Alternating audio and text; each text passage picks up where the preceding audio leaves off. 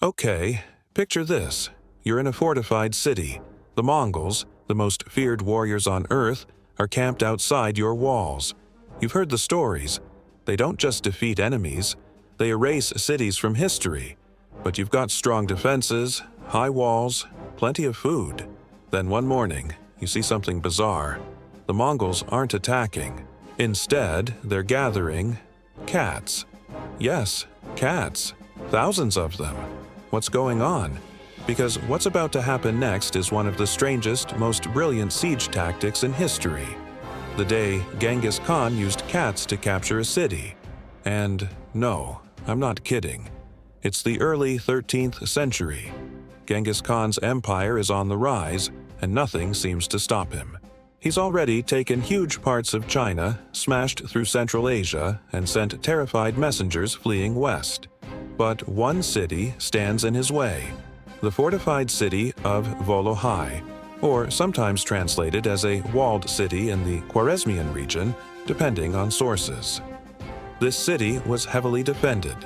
Stone walls, determined defenders, everything Genghis hated. And here, it's the thing about Genghis Khan: he wasn't just a brilliant cavalry commander.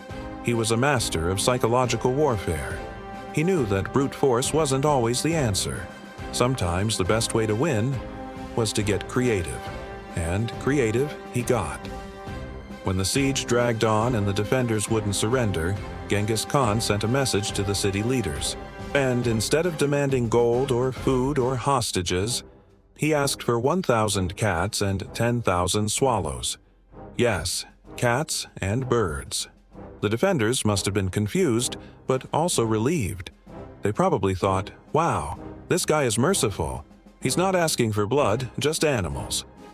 So they handed them over, thinking it was the price of peace. Spoiler, it wasn't. Here's where it gets crazy and kind of dark. Genghis Khan ordered his men to tie bundles of oiled rags to the tails of the cats and birds and set them on fire. Then, panicked and terrified, the animals were released. Where did they run? Straight back to the city, the only home they knew. Within minutes, the city was a scene of chaos as fires broke out everywhere. In haylofts, storage areas, wooden houses.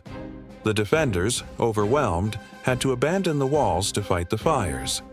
That's when the Mongols struck, charging through the gates, scaling the walls, and capturing the city in a storm of arrows and fire. It was brilliant psychological warfare, and it worked flawlessly. The city fell. Some accounts say it was burned to the ground. Others suggest it was simply captured and plundered. But either way, it was one more victory for Genghis Khan's unstoppable empire, and it left such an impression that medieval chroniclers couldn't resist writing about it, which is why we know this strange story today. This was more than just military ingenuity. This was a message to the world. You think your walls can save you? Think again.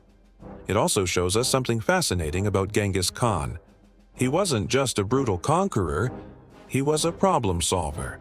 A man who thought outside the box, or in this case, inside the cat basket. So, what do we learn from the time Genghis Khan turned cats into weapons of war? First, fear can be as powerful as swords. Second, Genghis Khan was more than just a barbarian warlord. He was a strategist, a thinker, and a man who understood how to use everything, even animals, to win. And third, this story reminds us that history isn't just about dates and battles. It's about human creativity, even when it's terrifying. Although I think we can all agree, this is one military tactic we do not want to see repeated.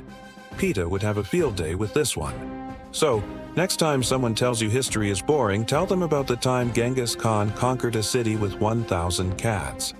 Now, I want to know, if you were defending a city, what crazy trick would you use to keep the Mongols out?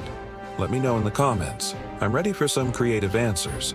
And if you enjoyed this story, don't forget to like, subscribe, and hit that bell icon, because we've got plenty more unbelievable history stories coming your way. Remember, history is stranger, and sometimes furrier, than fiction.